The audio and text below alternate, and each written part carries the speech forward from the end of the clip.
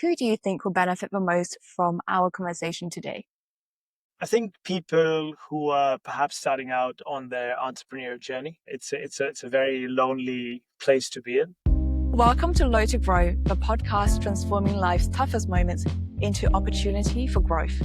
I'm Annie, a Forbes Under 30 technology founder whose entrepreneurship journey ran parallel to a mental health awakening. In every episode, I sit down with inspiring individuals and delve into how they manage to turn their personal or professional challenges into opportunities for growth. If you're facing uncertainty in your life, feeling down, or simply need a kick of inspiration to keep moving forward, this is your space for the honest and uplifting conversations that you will want to hear. Hit follow so you never miss an episode, and let's dive in. Today's guest is Asim Amin, someone who is solving the problem of mental health into a mission-driven business. After seeing the impact of mental health struggles within his own family, Asim knew that something needed to change. And that change for him began with how we approach mental well-being in the workplace. What started as a personal journey led to the founding of Plumm, a platform that's grown from being a mental health service platform into a full-scale HR solution which has mental well-being and mental health at its core. But Asim's personal story isn't just about building a business. It's about resilience, navigating setbacks, and redefining what success really means. He's also the host of the Immigrant Founders Pod, which is how we both first met. And on this episode of the Low to Grow podcast, we're going to dive deeper into Asim's own story, purpose-led growth, and also what he thinks about the future of workplace well-being. Asim, welcome to the Low to Grow podcast. Thank you so much for having me, Annie, and thank you so much for the kind intro. Perfect. Excited to be having this conversation with you. Let me start by asking you, who do you think will benefit the most from our conversation today? I think people who are perhaps starting out on their entrepreneurial journey, it's a very lonely place to be in. And hopefully I can add value to them after this conversation, and perhaps maybe a little bit more directly related to me if people are moving countries, migrating to different countries and really starting from scratch from that perspective as well. So hopefully people who are in that stage of their life as well. Okay, fantastic. Let's start at the beginning then. You've mentioned how mental health struggles within your own family was the catalyst for the reason why you founded Plumm. Could you share a bit more about how that happened and also how it shaped your path forward? Yeah, absolutely. I mean, my family and I've also had my own fair share of mental ill health. It started off for my mum, and the reason being, I grew up in a very disruptive household. My mum and dad separated a couple of years, well, a long time ago, but they had a lot of issues for many, many years before they separated. And because of that, my mum suffered from severe depression. And fortunately, she's a completely different person now. She started seeking therapy. She didn't stop there. She became a therapist herself. But then, as I mentioned, I had my own fair share of mental ill health as well. I've been in business for as long as I can remember. My first business was when I was 17. And at one point, I was heavily invested, both emotionally and financially, in the property sector. Invested a lot of money. I lost a lot of money. And off the back of that, I really went into a dark place. I've had suicidal thoughts. I've had thoughts to an extent where 3 days in a row I was standing on the edge of my balcony and really contemplating my fall and really vividly picturing my fall. I'm scared of heights, and I think that was one of the first reason I actually couldn't take that, uh, you know, take that action, because I was really picturing how the fall would be. Will I die midway? Will I land head first? And how would my body look like? Will I die? Not die? It was just too scary, and I was not able to do that. And on the third day, I really came into a conclusion where either I move ahead with that action or I change my life. I believe I was also fortunate that I had my mom's experience, because I did see my mom changing her life and my mom becoming a completely different person. And because she became a therapist and she moved into the space, I also started seeing the transition or the transformation she had on her clients, who also now have become lifelong family friends. How she had changed, how her clients had changed. So I believe that was a positive sign to me, where if I took care of my mental health, if I also seeked help, I could also transition and move into a different headspace, which fortunately I did. And that tremendously has shaped the way I not only operate business, but really how I operate my life. And when I came out of that headspace, and that is obviously the catalyst to Plumm as well, when I came out of that headspace, I really wanted to get into a line of business where my only motivator wouldn't just be the top line or the bottom line of the business, something that would be bigger than me, bigger than my mom even. And that's when I started exploring mental health, telehealth space. Wow. Thank you for sharing that really personal experience, Asim. I think it's really brave of you to share that so vocally. And from the way that you shared it, you sound so calm. I can tell that it's something that you have made peace with to a certain extent yourself. And it's something that still really energizes and motivates you. I find that really inspiring. I'd love to delve a little bit deeper into the circumstances that led up to you standing at your balcony for those 3 days. What led up to that? How long were you struggling before you actually had those suicidal thoughts on your balcony? For quite some time, to be honest. And I've never had those kind of thoughts. It was just that I was just too desperate and I just didn't see a way out. And I would say about a year, more or less. It was just problems after problems, losing money, and then coming to a place where I wasn't just in zero, but I was in minus. Like I owed money. And that's not I mean, being zero is a bad position. Being minus is a worse position. So I just didn't see a way out. And really it came to a place where yeah, I mean the pressure just got too much to me. Few people around me knew, not that I was having these suicidal thoughts, but few people around me knew the situation that I was in, but no one could help me. And I was also in a place where, I just needed help. I thought I needed help from a financial perspective. So the help that I was trying to seek was, can you lend me money? Can you, help me get out of this situation? But the help that I really needed was from a mental health perspective. Like I was really, I didn't know how to regulate my emotions. I didn't know how to have a clear head to actually try and find a solution out of the problem. Like I was just so deep into it that I was just blind. I couldn't see what the hell was happening. It was a long time until finally I took, well, I was trying to take a decision where, okay, this is just too much pressure, so much pressure that I was just feeling debilitated. Like I couldn't move, I couldn't function, I didn't want to eat. It was just horrible, horrible stage. And I just locked myself.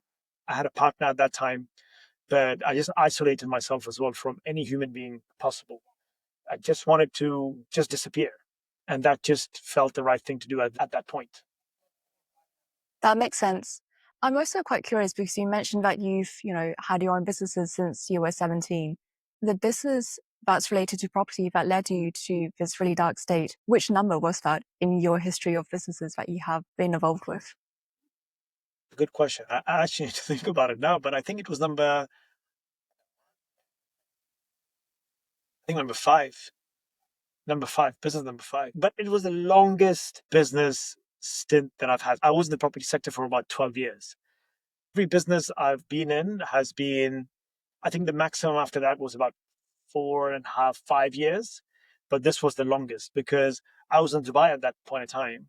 And when I got into the property sector, I don't know if you've heard, but Dubai property market, all the Palm Islands and all that. So it was a really booming type of industry as well. So, I mean, there was tremendous growth, tremendous upside, very successful business. But yeah, so it was the longest time as well, but it was business number five. I think that's quite an incredible experience to have under your belt and also to have come out from it. From starting this fifth business, getting to this low point, how did you come out of it? Was there anyone around you who was able to offer you support? Did you reach out to anyone to speak to? Yeah, therapy. I mean, although my mom was a therapist, the last thing I wanted to do was speak to my mom and get therapy sessions from her. But because I knew the value of therapy, I started getting myself help. I mean, it's also interesting, I think the biggest challenge when it comes to mental health or getting support is not the support itself. It's you first acknowledging that there is a problem and then taking that first step. As soon as you take that first step, which, I mean, don't get me wrong, but it's the hardest to, asking for help. That's really the hardest. But as soon as you take that first step, it's really interesting. There's just so much support out there, especially, I mean, now in the UK, like it's just crazy how much support is out there. But for me, it was, I knew the importance of therapy. And I'm like, okay, although my mom was a therapist, I'd never tried therapy, but I was just so desperate. I just wanted anybody to save me somehow or help me. So I started seeking therapy, but off the back of it, you know, it's completely wrong for you to think also that a therapist or a coach, whoever you're seeking support from, can actually help you out of that situation. It's only you who needs to do the work and come out of that situation. So that was also a learning curve once I got into therapy. But actively, what it allowed me to do was regulate my emotions and start thinking rationally, like really break down my problem so I could focus on the solution. And then once I started focusing on the solution, little by little, I was able to come out of that. What was your experience of finding that therapist who helped you? It wasn't a good one. It was really painstaking, and this is pre-COVID. It wasn't convenient. We couldn't do any virtual therapy sessions. I actually had to commute to go and see a therapist. It was quite expensive when I already don't have money. So it was quite challenging. But like I said, I mean, I was just too desperate. I needed help as bad as I needed to breathe air. So I'm just like, okay, like I have to do what I had to do. It was tough because I was just asking around, Google search, asking around, just hoping that the first therapist I meet is the one, because I didn't have money or the time or the space to try and do my R&D and try and speak to 15 different therapists until I finally get that one that I really resonate with. But I believe I was fortunate. I spoke to a really great therapist and we started doing a few therapy sessions. But immediately, because I could realign my emotions and focus on what needs to be done, I started doing a lot of work, internal work by myself. So a lot of self help type of, resources, courses. Like I just did a lot. I started taking care of my physical health as well. Started doing a lot of yoga. I started eating right. There was a lot of alignment that I brought into my life. The therapy session was a catalyst to all the other changes fundamentally that I did in my life. I was drinking a lot at that point in time. I wasn't sleeping well. I was eating shit every single day. So all that got fixed. So the foundation work got fixed because of the therapy session. But yeah, the experience in actually finding the therapist was difficult. I believe I also was able to resonate and move really quickly forward with the therapist, simply A, because I was desperate, but B, because I also trusted in the process of therapy because of my mother's experience. And I believe not everyone is in my space because it's very difficult. You don't know anybody taking therapy and you don't trust the process. So it also then becomes hard. I think for me, it also worked because I knew it would work, if that makes sense. So I kind of made it work for me. Yep, that makes absolute sense. I actually have a question based on that because I know that in different cultures and also in different countries, the general attitude and also understanding of therapy and mental health can be quite different.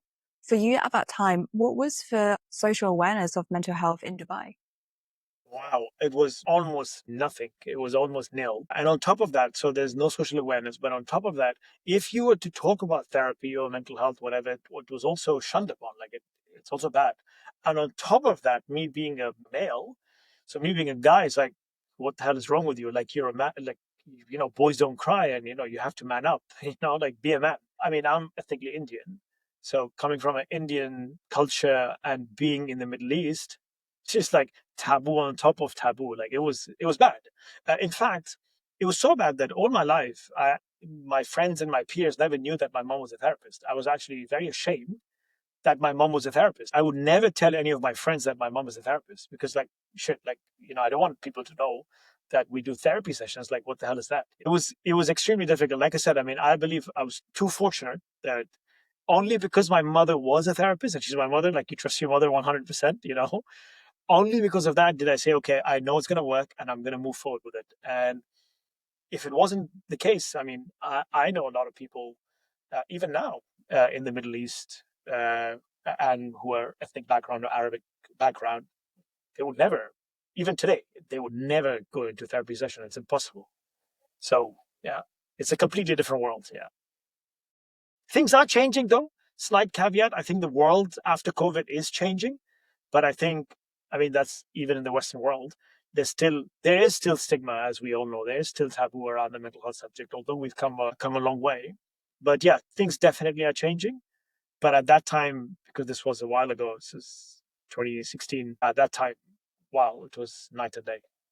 No, definitely. And I can absolutely relate to what you were saying with, having an Indian background. For me, I'm from a Chinese heritage. And I think my own mental health awareness journey is something that I had to go through myself. And also then learn how to communicate that with my family. And luckily, they're all very open-minded. And I guess living in the UK, it helps to have that general wider societal acceptance as well. I can definitely imagine how difficult and also almost isolating it could feel as someone who is having therapy in a place like Dubai as a male, someone with Indian heritage in a time where mental health isn't really accepted. So kudos to you for going through that. When you were having therapy, did you tell anyone around you about it? Like, did your colleagues know? Did your family or partner know? Oh my God, no. I was too ashamed that I was going to therapy. Even my mother did not know. I didn't even tell my mother. And my mother, she would encourage and she would be very proud of me. Now she knows, but at that time I didn't tell her. Again, it was from a place of shame. Interestingly enough, I was exposed to therapy because of her. I got into therapy because of her. I was obviously proud, and there was a lot of validation that she's changed her life. So many people's lives are also changing in front of my eyes. But I was just so ashamed that I was going through this that I could not even tell my mother that I'm going through this because I'm a man. Like, I'm an Indian man living in the Arab world, so we don't talk about this, even if it's to another therapist who's my mother. So, like, no one knew. My partner didn't know. My friends. I mean, if my mother didn't know, nobody knew. Because if anybody could understand that, it would be my mother. But I was just too ashamed. Today, obviously, things are different. Like, I vocalize it. Like, I mean, this has become my strength. But no, I would die of shame if anybody knew. Asim, how did your mother react when she first found out about you having therapy at that time? I actually told her how many years later. I told her about maybe 4 years later, and yeah, it was quite a emotional yet bonding moment for me and her. So there are two things I told her. So the conversation started off from me telling her that I had suicidal thoughts, and she wasn't aware. She's like, "What?" And like, the pain and the trauma and all that. So that got her really emotional, and that's when I opened up. That okay, and then what I did was then I got into therapy, and so thanks to you. If it wasn't for you, I mean, I wouldn't even come out of it. And if I didn't get into therapy and start that journey, I don't know if I would be here or not.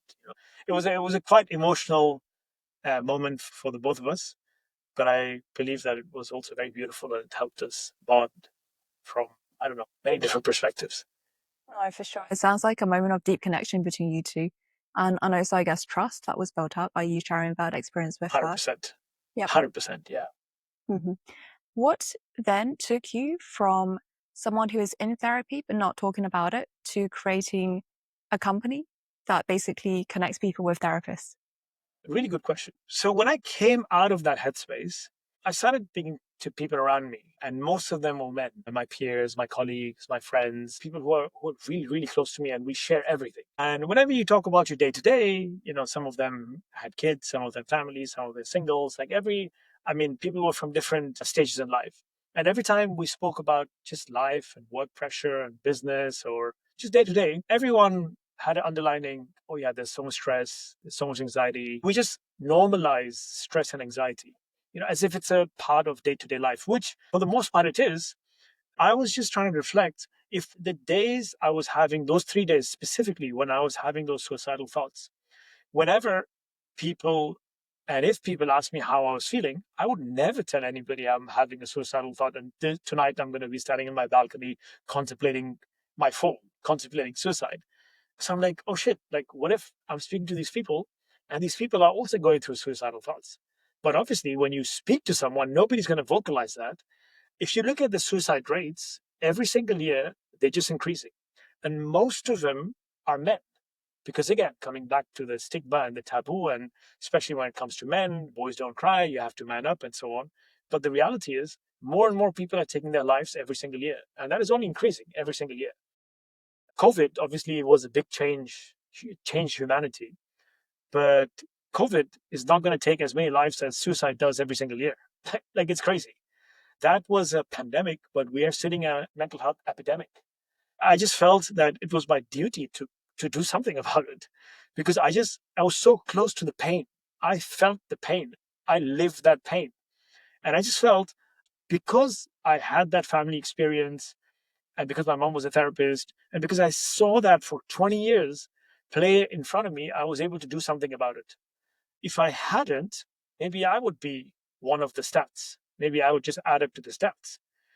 So, yeah, I just felt the pain for me was so strong that I just felt it was my duty to do something about it. And that's when I started exploring the whole space. And obviously, it started off from I was speaking to men and so on, but I mean, it's not limited to men. It's all of us. That's when I started exploring and developing the platform. That's super interesting. And I guess because, you were living in Dubai, but currently you're based in the UK, and I believe Plumm is also based in the UK. Was that a conscious decision to have the company be UK based? Is that to address the UK client base? 100% conscious decision. So there were two main catalysts for me to take that decision. One is we spoke about, the taboo, the stigma, and even in the Western world, UK, US, and so on. There's still a lot of taboo and stigma around mental health. And of course, the Middle East, the subcontinent, Asia, whatever, there's that much more. So I'm like, okay, I need to be in a space where the taboo and stigma is less. Secondly, also, the startup ecosystem. Dubai is great and it's growing every single year. But again, the UK is those many years ahead of the Middle East in general. So I'm like a stronger ecosystem when it comes to startup and where there's less stigma in mental health. So strategically, and also proximity to the Middle East, because my mom and dad are still in Dubai. So I'm like, okay, so what's going to be easier? Is it America or is it the UK? So obviously the commute. But again, I think UK is very nicely geographically positioned in the center of the planet. So US, Middle East, Europe, the whole proximity is just fantastic geographically. But the two main catalysts really was stigma and the startup ecosystem. Interesting. And also, Asim, I know that Plumm has evolved from what it was when you first created it. Could you talk us through how that evolution happened and also what the focus is right now? Sure. So few catalysts. When we first started off, we were a B2C, so going direct to consumer. This is pre-COVID. We launched mid of 2018, and we quickly understood one main problem, which was obviously from the stigma type world that was an underlying thing. But the main problem was, oh my God, therapy is very expensive. And that is why a lot of people actually have not even tried therapy until now, because therapy is actually very expensive. It's a lot cheaper, faster, easier to have a couple of pints, drink a few glasses of wine just to drown your sorrows and then relive that next day versus getting into therapy. It's very expensive. So we're like, okay, so it's very expensive. How do you change this? So the idea was to then pivot into B2B. So go into corporate well-being, help employees with their mental well-being. And the reality is most of us spend most of our lives in the workplace. And work, although a necessity and our purpose, it also causes a lot of stress and anxiety. It is also the start of a lot of stress and anxiety. So put the onus on the workplace so that the workplace takes care of the employees' mental health. And when they do that, if the employees are feeling better, if they're thriving, then the company is thriving. So that was the hypothesis. We started going into corporate, but then, immediately it was like, oh, okay, fine, we get it. But what is in it for us? Like, why is it that valuable for us to take care of our employees' mental well-being? What is the return on investment? So that was really difficult for us to educate the market and prove, why it's worth and so on. But then COVID happened. COVID was really our silver lining. The demand of the conversation around mental health has just exploded since COVID, as we all know. And Plum saw exponential growth off the back of it. So all the companies that we were speaking to pre-COVID, and they all said no, post-COVID, everybody started calling us like, okay, shit, like we need help, which was great. So we were on that exponential curve. But then, as we know, about 2-3 years ago, we have started seeing a downturn in the economy. So the post-COVID effect, where budgets are tight, we see mass layoffs. People are just letting go of people. With AI agents coming into the mix now, that's even increasing even further. So what started to happen is companies started seeing mental health services as a good to have and not a must have, not business critical. Which I run a business I can also appreciate, because the first 6 months I was trying to really fight with all these companies. When I was arguing with them, I'm like, okay, you're not going to think twice before you pay for like a CRM system but the human beings behind the CRM system who are actually operating your business, you don't give a shit about their mental health. But sometimes you have to lose a few battles to win the war. So we're like, okay, if you only have enough budget to be, this was the argument. They're like, guys, we're laying off people. We only have enough budget to pay salaries. What do you want us to do? How can we take care of, how can we provide an employee benefit? So, okay, we need to do something. If not, then we're going to die, because we started seeing a lot of churn. Like, a lot of companies were canceling their contracts. And we wish it was a Plumm problem, because if companies said this service is wrong or you need to change this, we know what to fix, but we cannot change the economy. I mean, if you don't have budget, you don't have budget. Like, I mean, what can we do? So we're like, okay, so we need to now position or move ourselves into a must have rather than a good to have space.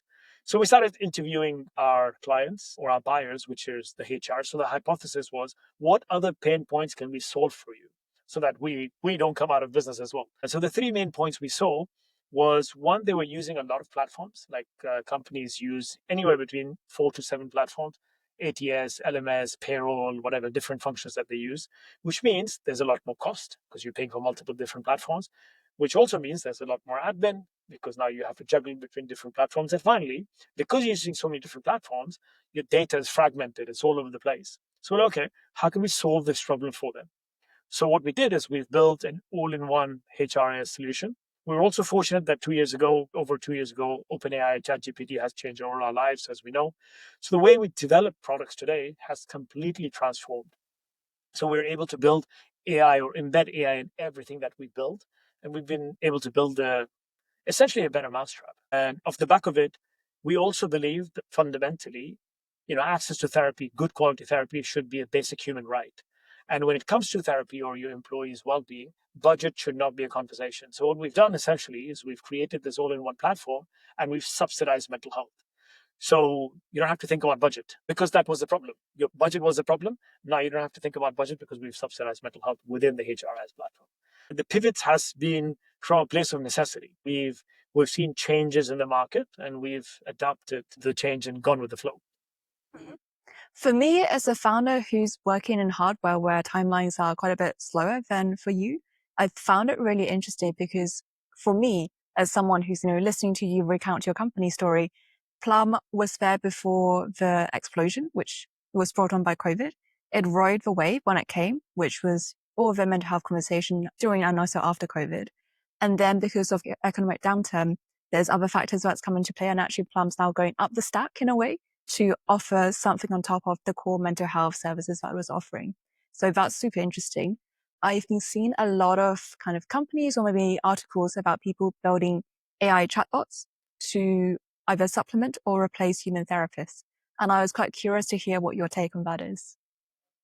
This is a very hot topic or very controversial topic since a couple of years. So we also have an AI chatbot, therapy and coaching, and we've had this over 2 years now. It's very mature. It helps you with very high level touch points and sessions.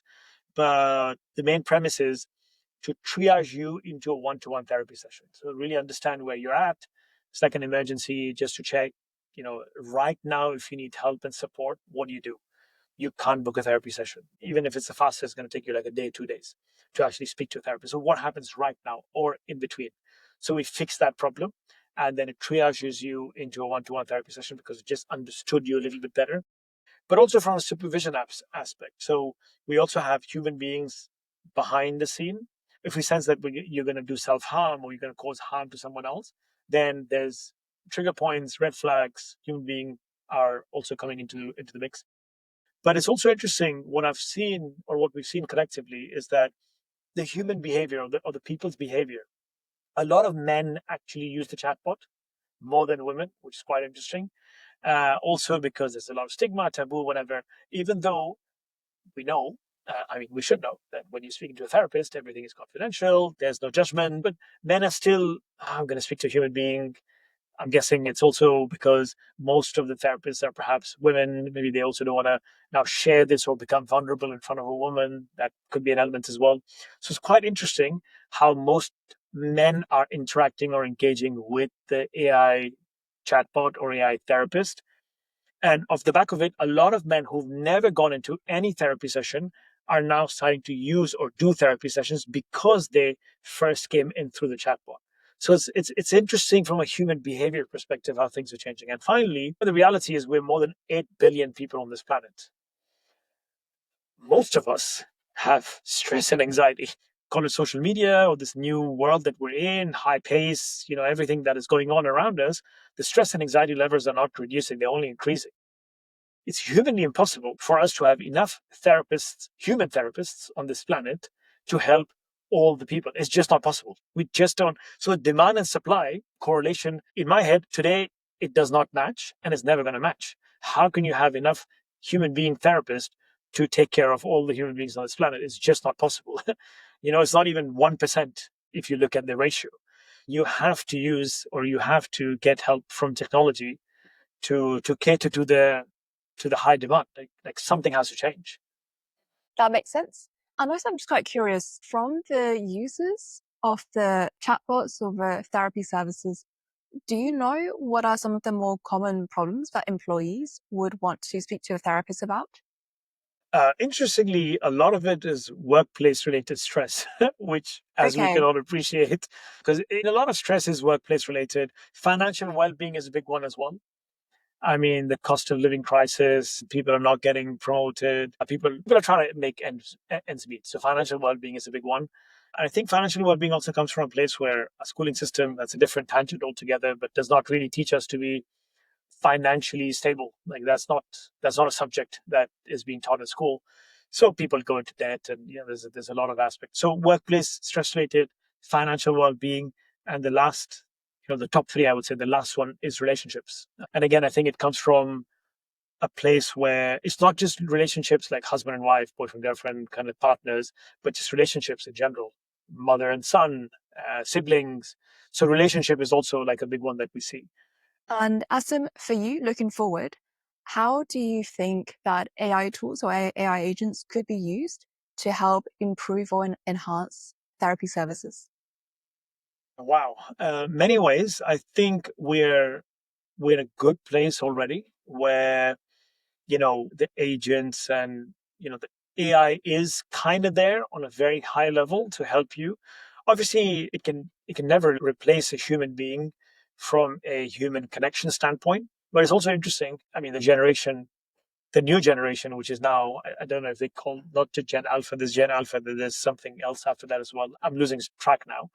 But a lot of the new generation is going to be, I mean, this is going to be the lived reality. Like, it's simply because we are now that transitioning generation where we didn't have it, now we have it. So it's like a lot of questions back and forth. But the new generation really is going to be born into this. So the one element that is maybe a little bit difficult for us to build a connection or build a relationship with the AI, although I have a relationship with my chat GPT, but that is a different story. But a lot of people are also going to start building relationships with their chatbot or chat therapists and all that. So I think the future is really how can we get help instantly? The biggest problem is because there's a lot of lag in the time when I'm feeling something is wrong versus I'm actually getting that help. That lag then becomes your priorities just shift. Okay, I was feeling like this in the moment, but I'm not anymore. So I'm just going to ignore the problem. And then I'm going to continue on with my day. And then the next day comes, next week comes. Again, I have a problem, but it's just too much friction. I'm going to continue with my day. And that just becomes 6 months and 6 years, and something catastrophic happens. Getting help in that moment is super important. And that is not a Google search and that's not a blog article. That has to be a conversation. Obviously, the efficacy and the governance piece around the delivery of the service is super important because, I mean, there has to be governance. It has to be really closely monitored and how we're building our agents and so on. I think that is super critical. So human beings behind that engine are super important. But really, I mean, it comes from a place where instant support is important. Like, if I'm feeling like shit now, I need support now, not the next day, because things can dramatically change from today to tomorrow. And that is when, sadly, a lot of people actually take that plunge, which I was at. It's in the moment. You plan all these things, but you don't actually plan that, oh, I will.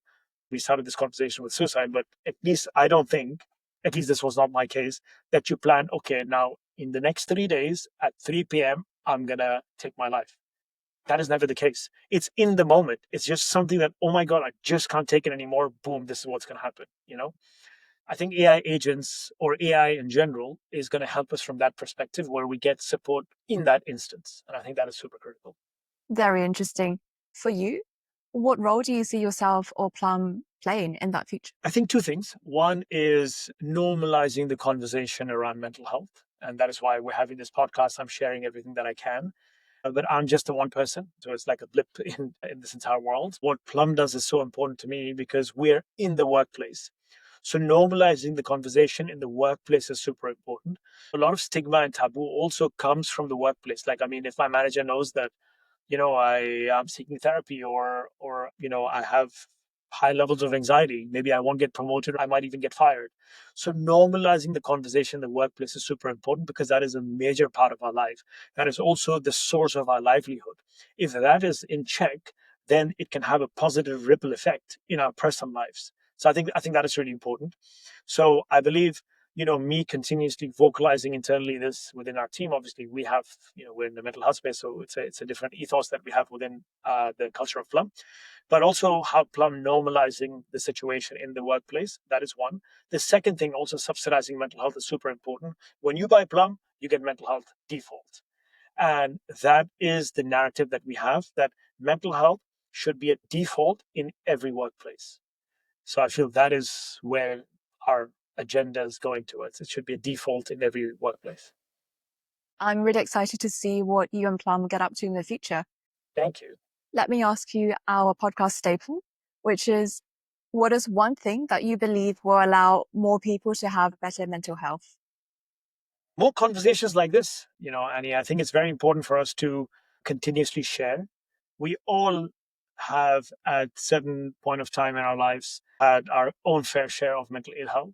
The problem is we just don't share. But the more we share, the more we normalize the conversation around mental health. And I think that is really important because, and I can't stress this enough, Annie, I believe we're really sitting in a mental health epidemic. And I think the onus is not on the NHS or on the therapist or on thought leaders or on Plumm even. I think the onus is really on us.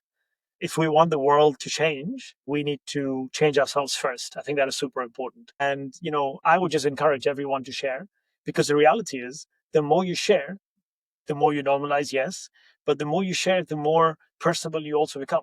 It also selfishly somehow becomes a therapeutic journey for yourself. Like, I mean, I'm in constant therapy. Like me just sharing this again, remembering of the stage that I was in and just seeing how far I've come. That is really empowering. Like, I mean, you've taken me on a mini therapy session at this point in time, which is just fantastic. So it really helps offload our own shame, our own guilt, our own pain. Like, I mean, it's just magic. The more you talk, the better you feel and the better more people feel around you. So sharing is super important. I really like the way that you have phrased that. You share is almost a selfish way to offload your own guilt, shame. And to be honest, when I do this podcast, it's also quite therapeutic in a way for me to hear all of these stories from people who are doing incredible things, but they are willing to talk about really personal things that have happened to them and that at the moment really, really did affect them. And for me, it's a really good way to just learn and also normalize, this happens and they're still here and they are talking and doing XYZ. So yeah, really, really appreciate you coming on to share your story. I really appreciate you having me. This is a very important thing that you're doing, and I think it's really powerful as well. So thank you so much for having me. I hope you continue to have great conversations, and I absolutely enjoyed this. Thank you, Annie. That's a wrap for today's episode of the Low to Grow podcast. If it resonated with you, leave a review and hit follow to help more people to find important conversations. Keep growing and see you next time.